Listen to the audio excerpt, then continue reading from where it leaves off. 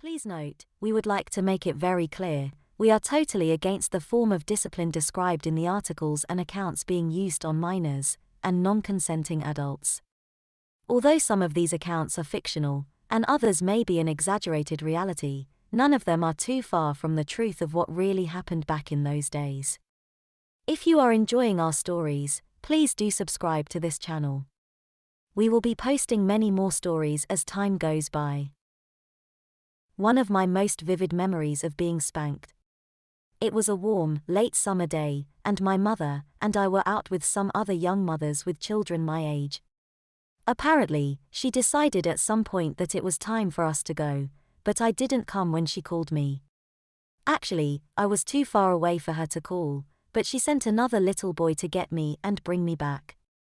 But I didn't believe him and stayed where I was. When I did finally wander back, she was very displeased with me, and announced in front of all the other mothers and kids, "You're going to get a smacked bottom when we get home, young man." I suspect my disobedience had embarrassed her in front of the other mothers, and she wanted them all to know that she was, in fact, a good disciplinarian, which, back in those days, meant a spanking disciplinarian. For my part, I was thunderstruck at her words. I'd had no idea that I was in trouble.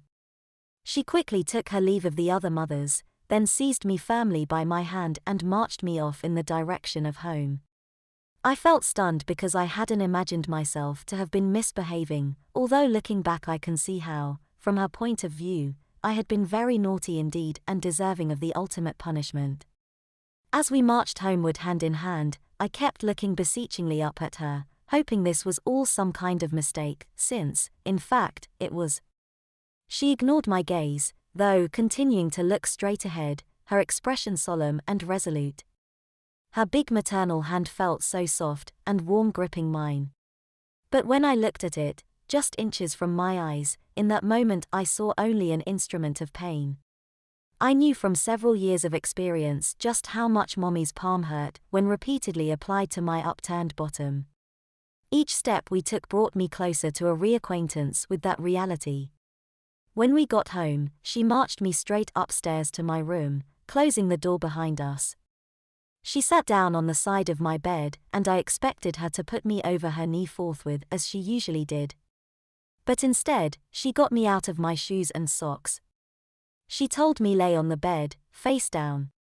My hands pasted themselves protectively across my behind, and my wide teary eyes turned back to look at her over my shoulder, desperately trying to stall for time.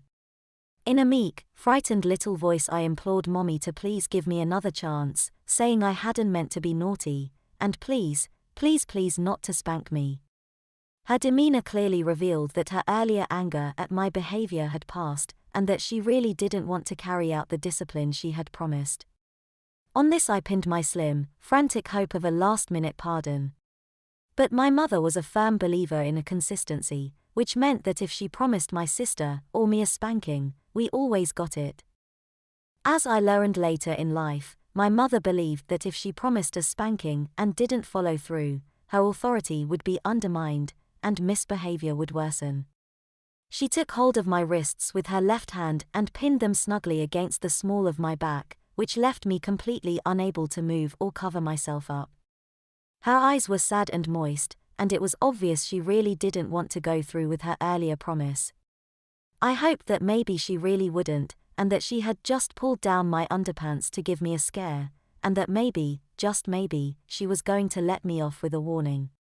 But after quietly admonishing me for several seconds more, she raised her open hand high. My view of her face blurred from sudden tears as I frantically cried, "No, Mommy, please no."